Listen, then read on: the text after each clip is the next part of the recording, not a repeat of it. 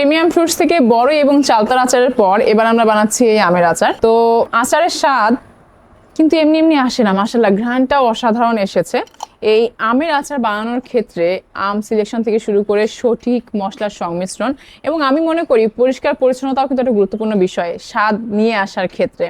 এবং আপনারা যারা বাসায় তৈরি আচার পছন্দ করেন তারা এই বিষয়টা অবশ্যই আমার সাথে এগ্রি করবেন।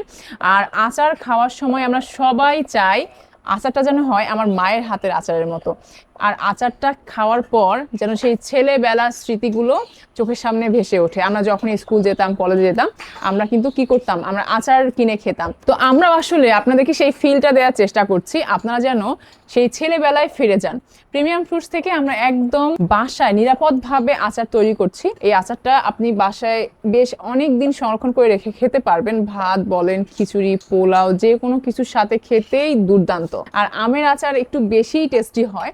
দেরি করবেন না, আমাদের স্টক কিন্তু খুবই সীমিত। দ্রুত অর্ডার করে ফেলবেন প্রিমিয়াম ফ্রুটস থেকে, যেন আপনারা এই সিজনে অ্যাটলিস্ট আমের আচারটা স্বাদ নিতে পারেন।